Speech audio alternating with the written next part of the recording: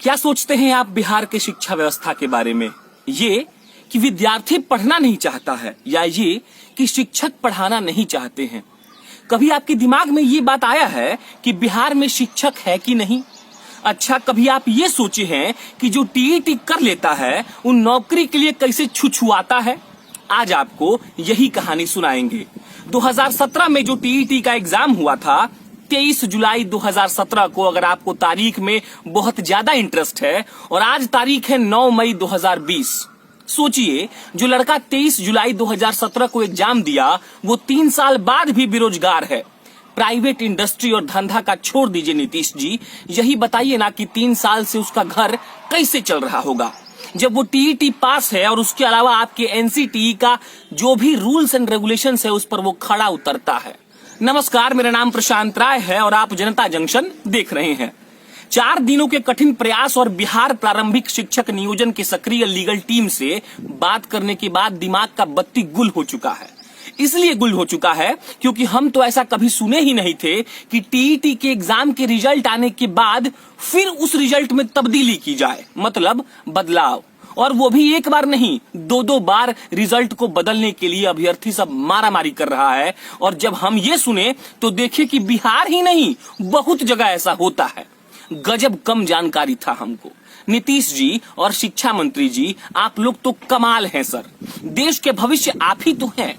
आप टीईटी का एग्जाम दीजिए, 3 साल बाद रिजल्ट नहीं आएगा, आप ही जाइएगा चेंज करवाने के लिए, आप हल्ला करिएगा और तब समझ में आएगा कि जो लड़का दिल्ली के किसी विद्यालय में नौकरी छोड़कर अपने गांव में सरकारी विद्यालय में नौकरी करने गया था, उसको अभी तक आपने नियुक्त नहीं किया है, तो क्या मन करता होगा उसका।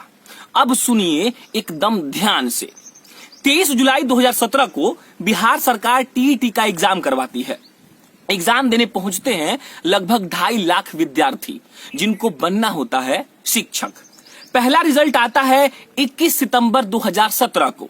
अब आप सोच रहे होंगे कि ये प्रशांत राय पहला रिजल्ट क्या बोल रहा है। देखिए साहब, ये बिहार है, यहाँ एक एग्जाम का रिजल्ट 3 बार आता है, क्योंकि कभी कॉपी जांचने में दिक्कत होती है तो कभी कॉपी जांचने के लिए जो आधार बनाया जाता है वो आंसर ही गलत चुन लिया जाता है।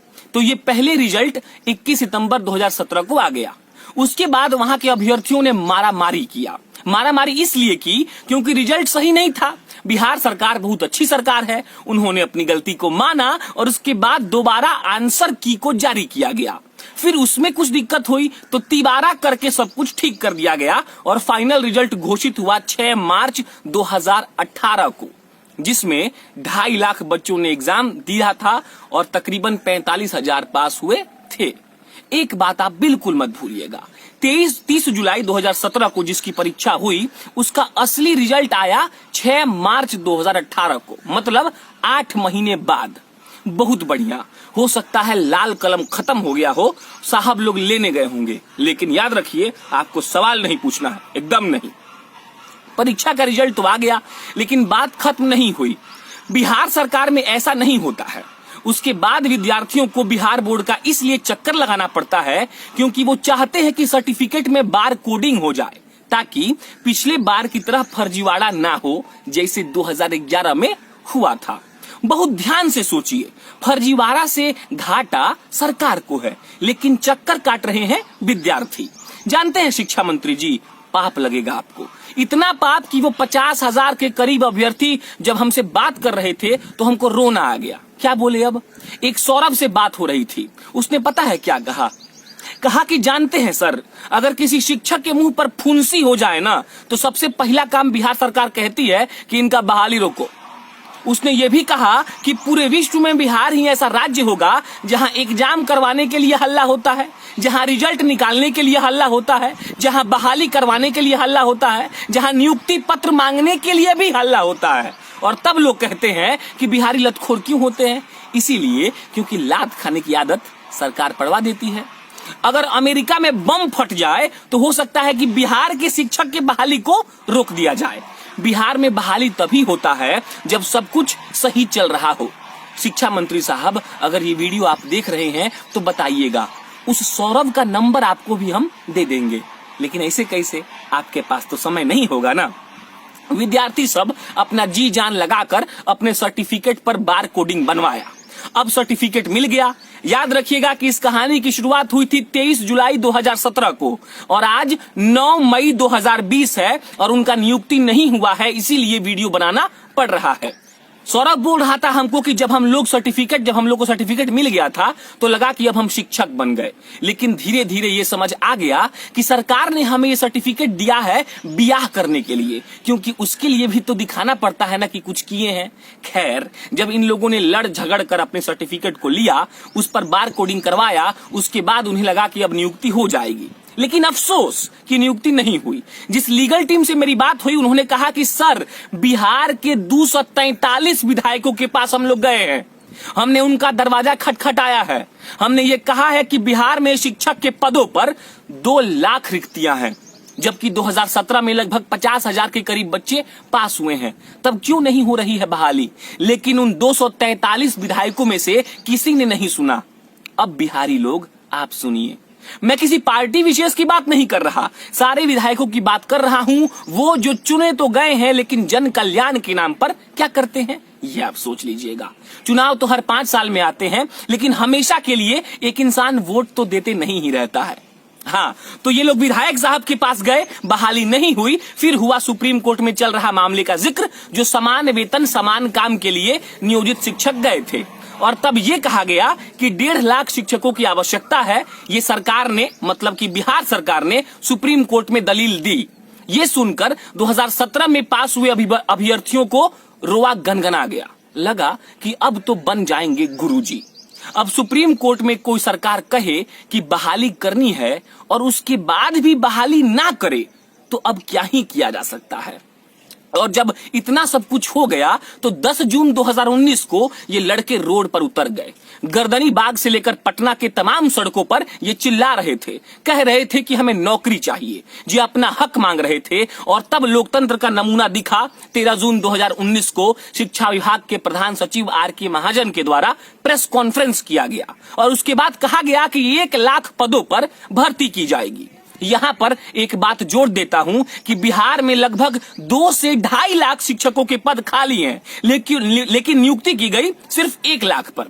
प्यासे को पानी चाहिए था, ये लोग पागल हो गए, लगा कि बस अब तो नौकरी मिल जाएगी, लेकिन ऐसे कैसे, अभी तो बहुत कुछ बचा है। साहब के अनाउंस करने के 1 महीना के बाद तक कोई भी सूचना नहीं आती है और ये लोग सचिवालय का चक्कर काटते हैं और उसके बाद एक नोटिफिकेशन जारी होता है। नोटिफिकेशन में यह भी नहीं लिखा है कि ये लोग कैसे फॉर्म भरेंगे। कोरम को पूरा करना समझते हैं आप? बिहार सरकार शायद वही पूरा कर रही थी, लेकिन फिर भी नौकरी के नाम पर ये लोग सर्टिफिकेट का जेरोक्स करा कर जमा करने के लिए तैयार हो गया। कहानी में अब नया ट्विस्ट है। बिहार के कुल 9,000 नियोजन इकाइयां थी, मतलब 9,000 जगह जाकर ये लोग आवेदन दे सकते थे। जब मैं बात कर रहा था तो चंदन ने कहा कि जानते हैं सर, लगा कि पत्थर युग में आ गए हैं, पाषाण, और हम बंदर हैं। हाथ पीछे किए तो पूंछ नहीं मिला, तब इस बात की तसल्ली हुई कि हम भी इंसान हैं।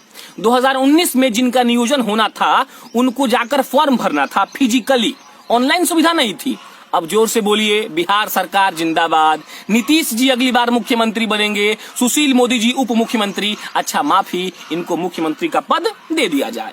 ये लोग 9,000 जगह जाकर फॉर्म भरने को मजबूर हो गए। जिसके पास पैसा था वो ज्यादा जगह भरा, जिसके पास कम था वो कम भरा। एक लड़का जो अभ्यर्थी था जिससे बात हुई, उसने ये कहा कि सर, मेरे ससुराल में एक नियोजन इकाई था, वहां फॉर्म डालने गए थे, फॉर्म डालने के चक्कर में साली से नहीं मिल पाए, सोचे कि जब तक मिलेंगे एक और फॉर्म भर लेंगे। दिमाग में ये बात भी घूम रहा था कि नौकरी है तो साली भी है और घर वाली भी।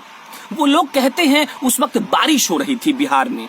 वो बताते हैं कि गरीब बच्चे फॉर्म नहीं भर पा रहे थे 2-3 जगह से ज्यादा, लेकिन उन लोगों ने बाढ़ में तैर कर, लोगों से भीख मांगकर, कर्ज लेकर फॉर्म भरा कि मेरिट लिस्ट में नाम आने के बाद वो अपना कर्ज चुका देंगे शिक्षक के गौरवशाली कमाई से। लेकिन जब बारी मेरिट लिस्ट की निकलने की आई तो बिहार सरकार के अधिकारियों ने कितना डेट फेल कर दिया। सरकार के द्वारा दिए गए दिशा निर्देशों की धज्जियां उड़ा दी गई और एक तरफ ये लड़के शिक्षक बनने के लिए तैयार थे, और अब जब एक नया बीमारी आया, कोरोना नहीं, उसका जिक्र बाद में करेंगे। उस बीमारी का नाम था NIOS DLED। ये जो NIOS DLED है, ये वो कोर्स होता है जो शिक्षक बनने के लिए करना पड़ता है। ये 2 प्रकार का होता है, 18 महीने का एक, 24 महीने का एक। 18 महीने का कोर्स वो लोग करते हैं जो लोग शिक्षक बन चुके होते हैं लेकिन अनट्रेन्ड होते हैं, और 24 महीने का कोर्स वो करते हैं जो पहले कोर्स करते हैं और उसके बाद टेट का एग्जाम देते हैं। हुआ ये कि जो 18 महीने का कोर्स वाले शिक्षक हैं जिन्होंने ये किया था, उन लोगों ने सोचा कि अब हम भी इस फॉर्म को भरेंगे। जो बहाली आई थी 1 लाख शिक्षकों की 13 जून 2019 को जिसका अनाउंसमेंट हुआ था, लेकिन NCTE के नियम के हिसाब से वही इंसान इसमें भर सकता है जो 24 महीने का डीलेड किया हो, और ये लोग तो 18 महीने का ऑनलाइन किए थे और उसके बाद फिर शुरू हुआ ड्रामा।